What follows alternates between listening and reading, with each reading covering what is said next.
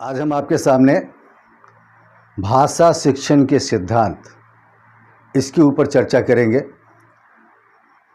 भाषा शिक्षण के सिद्धांतों को जानना न सिर्फ प्रशिक्षुओं के लिए बल्कि जो हमारे टीचर्स डिफरेंट कॉलेजेस में पढ़ाते हैं, विद्यालयों में पढ़ाते हैं, उनके लिए जानना बेहद आवश्यक है।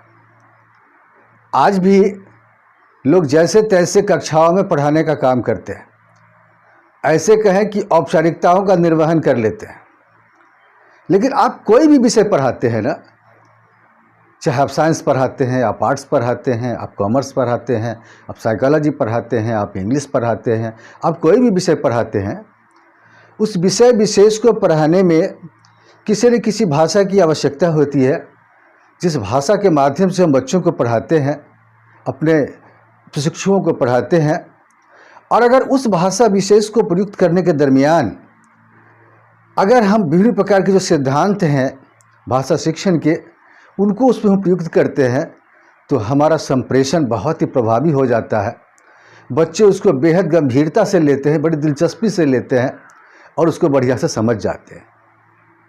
मैंने चौथा या पांचवा जो मैंने लेक्चर आपके लिए जारी किया था, मैंने उसमें भाषा शिक्षण के विभिन्न प्रकार की जो सी विधियाँ हैं उसकी मैंने सविस्तार चर्चा की थी। चूँकि मैंने सिद्धांतों की चर्चा नहीं की थी, इसलिए मैं भाषा शिक्षण के जो कुछ महत्वपूर्ण सिद्धांत हैं मैं उसकी चर्चा आपके सामने करता हूँ। अब जैसे देखिए कि कक्षा में शिक्षण करने के दरमियान विभिन्न प्रकार के जो महत्वपूर्ण सिद्धांतों को प्रयुक्त किया जाता है, उसमें पहला है स्वाभाविकता का सिद्धांत। देखिए, आप क्लासरूम में जब भी टीचर के तौर पे जाएं तो अपने प्रशिक्षुओं के साथ बिल्कुल बनावटीपन जैसा व्यवहार न करें, बिल्कुल स्वाभाविक अंदाज में उसके सामने आप पेश करें, बिल्कुल सहज सरल आसान ढंग से। बच्चे जिस बात को बढ़िया से समझ जाएं, उनको बोधगम्य हो जाए, आप जो तथ्यात्मक बातें गूढ़ बातें आप अपने संप्रेषण के माध्यम से कहना चाहते हैं और उन बातों को अगर सहज सरल रूप से स्वाभाविक रूप से कह देते हैं, समझा देते हैं, तो बच्चे उस चीज़ों को गंभीरता से लेते हैं, प्रशिक्षु उसको गंभीरता से लेते हैं और उनके अनकॉन्शियस में फीड हो जाता है। उन बातों को वो कभी नहीं भूल पाते। इसलिए ज़रूरत इस बात की है कि जब भी आप कक्षा शिक्षण में विभिन्न प्रकार की बातों को लेकर जाएं, विभिन्न प्रकार के टॉपिक्स पे आप चर्चा करें, तो वहाँ पे बिल्कुल स्वाभाविक रूप से आप बताने का प्रयास करें, स्वाभाविक रूप से आप सिखाने का प्रयास करें।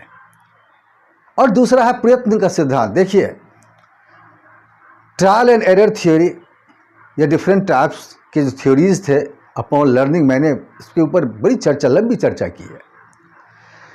कक्षा में जब शिक्षक जाए, कक्षा में जब ट्रेनी जाए, तो वहाँ जाने के बाद वो बार बार प्रयत्न करें।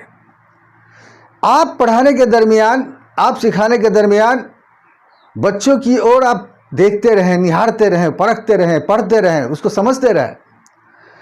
और आपको लगे अगर कि इस पर्टिकुलर बात को कहने के लिए, इस पर्टिकुलर बात को सिखाने के लिए और भी प्रयत्न की आवश्यकता है, तो क्या जाता है आपका, आप उसमें और भी प्रयत्न कीजिए।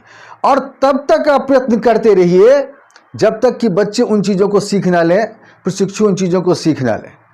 इसलिए आप प्रयत्न करते रहिए, करते रहिए। और तीसरा है लेखन कार्य से पूर्व मौखिक कार्य का सिद्धांत। बहुत सारे शिक्षक बंधु मैंने हायर एजुकेशन में भी देखा है, लोअर एजुकेशन में भी बहुत सारे लोग यही काम करते हैं। बड़ा आसान लगता है उनको कि जब कक्षा में पढ़ाने जाते हैं तो पहले जाते ही लिखाना शुरू कर देते हैं। जबकि होना ये चाहिए कि जिन बातों को आप लिखा रहे हैं, जिन बातों को आप नोट आउट करा रहे हैं बच्चों को, उन बातों के बारे में थोड़ा पहले मौखिक रूप से वर्बली आप उन समराइज करके उन बातों को बच्चों के सामने लाएं कि आज हमारे विषय का ये जो टॉपिक है, इसका आशय ये है, इसके बारे में हम आगे जो आपको लिखाएंगे या बताएंगे उसके बारे में हम आपको इस प्रकार से बताते हैं। बिल्कुल सहज सरल भाव से उसके बारे में थोड़ा सा मौखिक रूप से उसका वर्णन कर दीजिए, मौखिक रूप से बच्चों को थोड़ा समझा दीजिए। और उसके बाद अगर आप लेखन का कार्य करवाते हैं ना, तो बड़ा ही सॉलिड होता है, बच्चे उन चीज़ों को बड़ी गंभीरता से ले लेते हैं, बड़ी गंभीरता से उसको सीख लेते हैं। और इसके बाद चौथा है स्वतंत्रता का सिद्धांत। देखिए भाई, यह सबसे अहम चीज़ है। बच्चों को, प्रशिक्षुओं को स्वतंत्रता चाहिए। आपकी कक्षा में जो बच्चे होते हैं, उन बच्चों को कभी ना लगे कि उन पर कोई दबाव डाला जा रहा है, उनसे ज़बरदस्ती कराया जा रहा है। वो अनुशासन के सख्त दायरे में वो जी रहे हैं या काम कर रहे हैं या वो सीख रहे हैं। आपकी भरसक कोशिश होनी चाहिए कि बच्चे बिल्कुल सहज सरल भाव से वो आपकी बातों को ले, उनको स्वतंत्रता पूरी की पूरी दीजिए। आप बच्चों के भीतर जो जिज्ञासाएं उठती हैं, जो प्रश्न बनते हैं, उन प्रश्नों को पूछने का बच्चों को आप बिल्कुल अवसर दें। और अगर ऐसा करते हैं ना आप, तो बच्चे बिल्कुल आसानी से उन चीज़ों को सीखते हैं। बहुत सारे मनोवैज्ञानिकों ने इसके ऊपर डिफरेंट टाइप के एक्सपेरिमेंट उन्होंने किया है। उन्होंने देखा है कि जहाँ बंदिशें होती हैं, दबाव की स्थिति में बच्चों को सिखाया जाता है, वहाँ बच्चे उन चीज़ों को गंभीरता से नहीं लेते, उसको बच्चे गंभीरता से नहीं सीखते।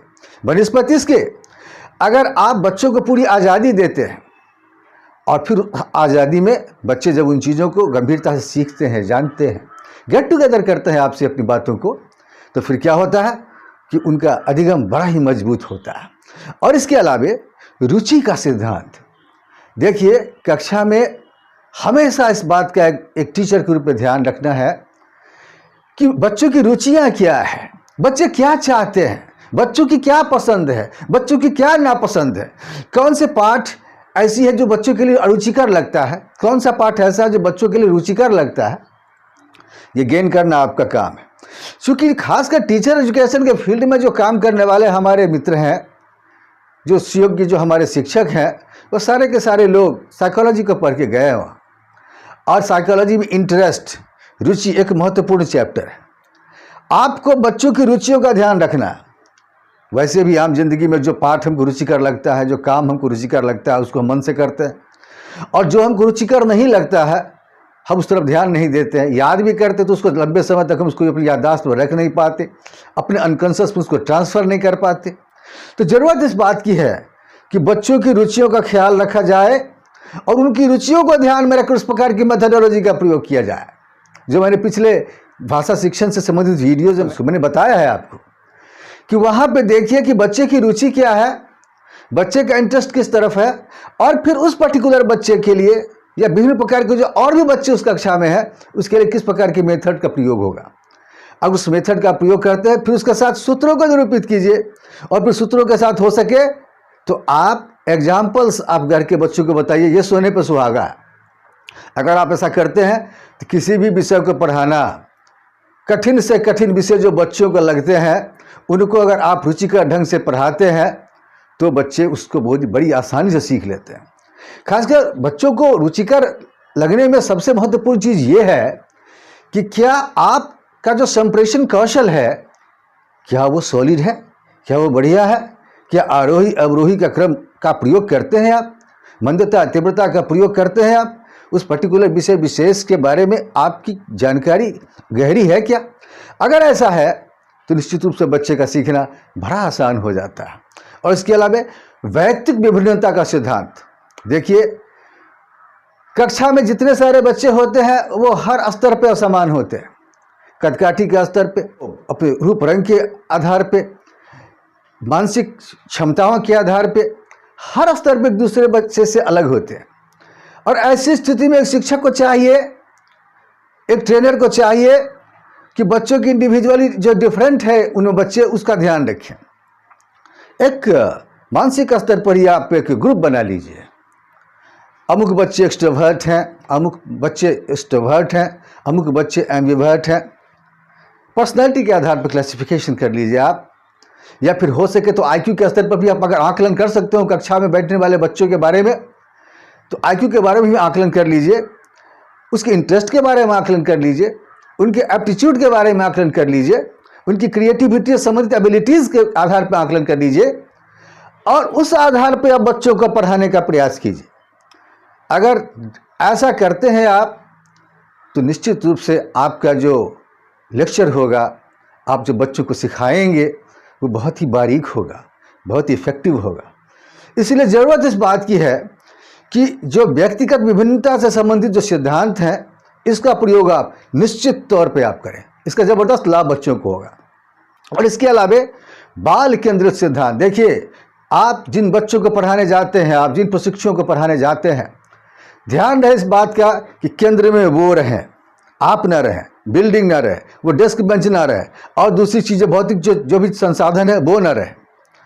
आज होता क्या है, मैं देख रहा हूँ बड़ी गंभीरता से कि lower education to higher education जो केंद्र में होते हैं वो गौण हो जाते हैं और दूसरी और तीसरी चीज़ें हावी हो जाती है, और यही मूल कारण है एजुकेशन को रसातल में जाने का। इसलिए ज़रूरत इस बात की है कि आप जिन प्रशिक्षुओं के लिए आप गए हैं, जिन बच्चों के लिए आप गए हैं, उन बच्चों को केंद्र में रखकर आप पढ़ाने का काम करें। आपको यह ज्ञात होना चाहिए कि अगर वो बच्चे हैं तो आपकी ज़रूरत है, अगर वो बच्चे ना हैं, अगर वो प्रशिक्षु ना है तो आपकी कोई ज़रूरत नहीं है वहाँ पे। और जिनके लिए सारा काम किया जा रहा है, जिनके लिए जितना जुगाड़ किया जा रहा है, जिनके लिए इतना खर्चा किया जा रहा है, जिनके लिए इतना समय बर्बाद किया जा रहा है, क्या उस समय का सदुपयोग नहीं होना चाहिए?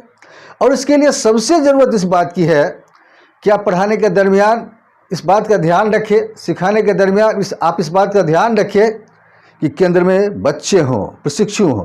अगर ऐसा करके आप बच्चों को पढ़ाने का काम करेंगे, प्रशिक्षुओं को सिखाने का काम करेंगे, निश्चित तौर पे लाभ होगा। और किसी भी भाषा के माध्यम से आप क्यों ना पढ़ावें, किसी भी विषय को आप क्यों ना पढ़ावें, वो पढ़ाना इफेक्टिव होगा, बच्चे उसको बड़ी गंभीरता सीखेंगे।